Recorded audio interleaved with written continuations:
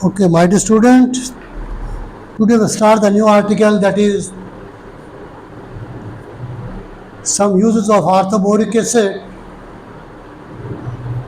and then occurrence and properties of aluminium. About uses of orthoboric acid, it is used, number one, in medicines as antiseptic, as dusting powder, in boric ointment, and as eye wash. I wash जिनकी बच्चों की आंखें ख़राब हो जाती हैं तो इसको थोड़ा सा पानी में डाल के तो वो जो है बच्चों की आंखें कॉटन के साथ कॉटन भिगो कर पानी में तो साफ धो दी जाती है. Number two, in pottery as a glaze. The reason is that borate glazes are more fusible than silicate glaze. They have high coefficient of expansion. Glazing जो है ये चमक पैदा करने के लिए टाइलों पे ग्लेज टाइल्स होती है. Number three, in candle industry for stiffening of Vicks.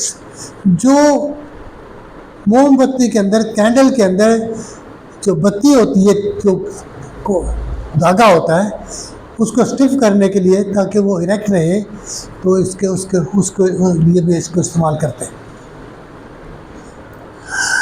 Occurrence and properties of aluminium. Aluminium is the third most abundant element in the Earth's crust after oxygen and silicon. याद रहे कि most abundant element जो है वो oxygen है, second most silicon है, and third most aluminium है. Occurrence, aluminium occurs as aluminosilicate minerals found in the rocks of outer portion of earth crust. Earth crust के अपर पोर्शन में जो है एज एल्यूमिनोसिलिकेट्स के फॉर्म में एल्यूमिनियम मिलता है. Important minerals of aluminium. कौन कौन से इम्पॉर्टेंट मिनरल्स हैं? Number one, feldspar having the formula KAlSi3O8 और K2OAl2O3.6SiO2. Number two, mica muscovite, KH2Al2SiO3 whole thrice or KAl2OH whole twice dot Si3Al010. Kaolin or clay, that is H2Al2SiO4 whole twice dot H2O or Al2O3 dot 2SiO2 dot 2H2O. Corundum, Al2O3 याद रहे कि corundum जो है it is the second most hardest substance in the world. Second most hardest substance known in the world except diamond. सबसे ज़्यादा hard कौन है? Diamond है. और सेकंड मोस्ट कौन है? वो corundum है. MCQ से ही. Next, emerald, Al2F2SiO4. then gypsite, Al2O3 dot 3H2O or AlOH whole thrice. Then bauxite, Al2O3 dot 2H2O. Then cryolite, Na3AlF6.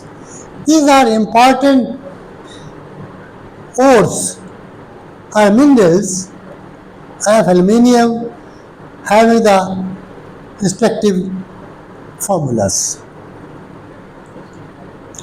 ये आती है इम्तहान में, और एक तो पूछे जाते हैं फार्मूले कि इनके जो केमिकल फार्मूलाज लिखे। Physical properties, number 1, it is a light metal with density 2.7 gram per cubic centimeter, very light है, light in weight. Number 2, it is malleable and ductile at 100 to 150 degree Celsius. malleable ductile क्या होते हैं? malleable वो होते हैं अगर आप उसको टेम्परिंग करें, हैमरिंग करें, वो फ्लैट हो जाती हैं, और अगर टेक्टाइल उसकी वायर बन जाती है, डक्ट्स बन जाती है। Number 3, it is brittle below its melting point which is 60 degree Celsius. इससे नीचे टेम्परेचर पे ये ब्राइटल है। Number 4, it is a good conductor of heat and electricity. Current pass होता है, भाग के पास होता है। एल्यूमिनियम जो है, it is a very good conductor of heat and electricity. Number 5, it shows a bluish white luster, bluish white luster, but the luster is destroyed on long exposure to the air due to the formation of aluminium oxide at its surface. इसको जब burn करते हैं तो bluish white lustre बनता है, चमकदार नीला चमकदार जो लस्टर्स फ्लेम होता है।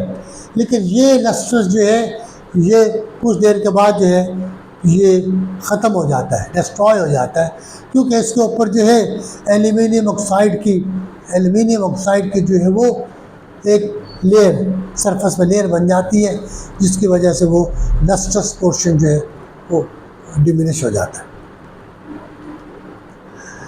एनोडाइजिंग, शॉर्ट आंसर,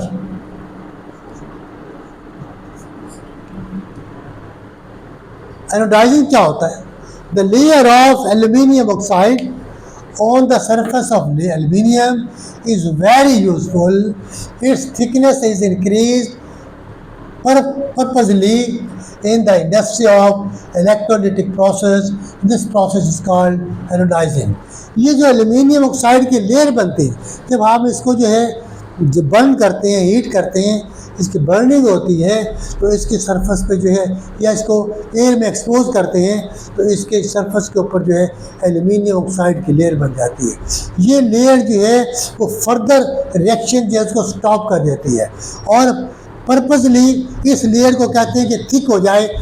इंडस्ट्री के में यूज़ करने के लिए thickness is increase purposely in the industry of electrolytic process. This process is called anodising. इस प्रोसेस को to increase the layer of aluminium oxide, it is called anodising. Chemical properties, number 1, reaction with hydrogen. जब हम इसको react करवाते हैं hydrogen के साथ, it react with hydrogen on heating and forms aluminium hydride। 2Al plus 3H2 आपने heat किया, aluminium hydride बन गया। ऑक्सीजन के साथ 2, 3, 4 तरह से ऑक्सीजन के साथ रिएक्ट करते हैं। Number 1, aluminium is not affected in the dry air. Dry air mean moisture free, और जो है ऐसे ही कह लें आप, जो मॉइस्चर फ्री होती है हवा, वो सब ड्राई एयर कहते हैं।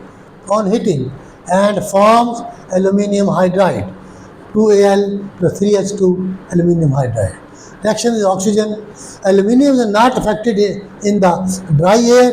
In the moist air, a thin film of aluminium oxide protects it from further attacks of oxygen. जब एल्यूमिनियम की लेयर बन जाती है तो फर्दर अटैक को ये स्टॉप कर देती है। Number 2, aluminium Burns in air at high temperature. हवा में हाई टेम्परेचर बर्न करती है। The reaction is highly exothermic and intense white light is produced Due to this reason, aluminium is used in flashlight photography. Photography अब देखिए आप जब जो ही flash on करते हैं तो लाइट निकलती है और वेरी वाइट लाइट जो होती है, आंखें जो है चमक जाती हैं. तो कैसे? Aluminium plus oxygen it gives aluminium oxide delta H is equal to -272 kilocalorie. इतनी एनर्जी जो है वो रिलीज होती है. This high isothermicity of the reaction makes aluminium as a very good reducing agent. इसकी वजह से इसको as a very good reducing agent के तौर पर जो है इस्तेमाल करते हैं. C. It reduces the oxides of chromium, iron and manganese etc. in thermionic process. Alumino-thermionic process ऐसे प्रोसेस जिसमें एल्यूमिनियम को हीट के ज़रिए ट्रीट किया जाता है, that is called alumino-thermionic process. Aluminium plus chromium oxide it gives aluminium oxide plus chromium plus heat. Aluminium plus iron oxide it gives aluminium oxide plus iron plus heat. Then aluminium 8Al plus 3Mn3O4 it gives 4Al2O3 plus 9Mn plus 8. This process is used in the extraction of chromium and manganese etc. in alumino-thermionic process. ये metallurgical process में इनको जो है separate करने के लिए हम इस्तेमाल करते हैं. D. When aluminium is boiled in air, then we get a mixture of aluminium oxide and aluminium nitride. Aluminium oxide तो समझ आती है बनता है, लेकिन एयर में क्योंकि नाइट्रोजन भी होती है, तो जब नाइट्रोजन के साथ रिएक्ट करता है एल्यूमिनियम, तो फिर एल्यूमिनियम नाइट्राइड बनाता है. कैसे? 2Al plus N2 it give 2Aln aluminium nitride. Next is the uses of this reaction. इस रिएक्शन के यूजेस क्या हैं, कहाँ इस्तेमाल करते हैं? देखिए, since aluminium can combine with both nitrogen and oxygen, so aluminium metal can be used to remove air bubbles from molten metal. molten metal में से air bubbles को remove करने के लिए हम aluminium इस्तेमाल करते हैं. वेरी इंपॉर्टेंट यूज है कि जो वहाँ पे मॉइस्चर मौजूद हो, तो मॉइस्चर को रिमूव करने के लिए हम एल्यूमिनियम मेटल इस्तेमाल करते हैं, ताकि प्योर मेटल जो है हमें इस्तेमाल में मिले.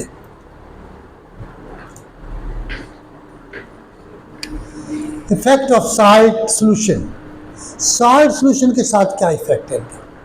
Salt solution corrode aluminium badly. कि फ़र्ज़ करिए हमारे पास एल्यूमिनियम की बार है, अगर हम इसे किसी साल्ट के पास रखते हैं या साल्ट में रख दें, क्रोडेड हो जाती है, साल्ट की लेयर ऊपर जम जाती है.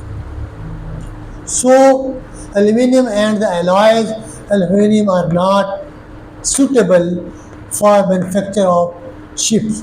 क्योंकि शिप जो है, क्योंकि समुद्री पानी में चलना होता है उन्होंने, तो वहाँ पे साल्ट की क्वांटिटी बहुत ज़्यादा होती है, इसलिए वो पार्ट जो होते हैं जो उसमें भीगे होते हैं पानी में, तो वो जो है क्रोडेड हो जाते हैं. तो वैसे भी एल्यूमिनियम के पार्ट जो है, शिप के एल्यूमिनियम पार्ट जो होते हैं वो क्रोड हो जाते हैं. Reaction with halogen. When finally powdered heated aluminium is reacted with halogens, then aluminum halides are produced in the powdered form. Aluminium plus say the halogens, it gives aluminum halide. X is for halide. Halide कौन कौन से होते हैं? जो है chlorine, bromine, iodine etc. Remember that halogens are passed over molten aluminium. कि याद रहे कि हाइड्रोजन जो है they are pass over molten aluminium, solid में नहीं, एल्यूमिनियम मोल्टन में. aluminium plus chlorine, aluminium chloride. Reaction with acids, aluminium dissolves in dilute HCl and dilute H2SO4. aluminium इनमें डिजॉल्व हो जाता है, क्या प्रोड्यूस करता है? हाइड्रोजन गैस करता है, but the reaction is slow, very slow होता है reaction. aluminium plus dilute HCl, it gives aluminium chloride with hydrogen gas. फिर aluminium जो है dilute sulfuric acid से रिएक्ट करता है, it gives aluminium sulfate plus hydrogen. लेकिन hot concentrated sulfuric acid produces sulfur dioxide gas. Aluminium plus concentrated sulfuric acid, it gives aluminium sulfate, sulfur dioxide gas and water. Concentrated nitric acid has no reaction on aluminium. A protective layer of aluminium oxide is produced, which does not allow aluminium to react with nitric acid further. अब देखिए nitric acid के साथ कोई reaction नहीं है, तो जो है कंसनट्रेटेड नाइट्रिक एसिड जो है एल्यूमिनियम से रिएक्ट नहीं करता. क्यों नहीं करता? कि एल्यूमिनियम ऑक्साइड की जो लेयर बनती है जो फर्दर अटैक को जो है वो स्टॉप कर देती है. लेकिन dilute nitric acid reacts very slowly on impure aluminium to produce aluminium nitrate. Aluminium plus nitric acid ये dilute होगा, it gives aluminium nitrate plus ammonium nitrate plus water.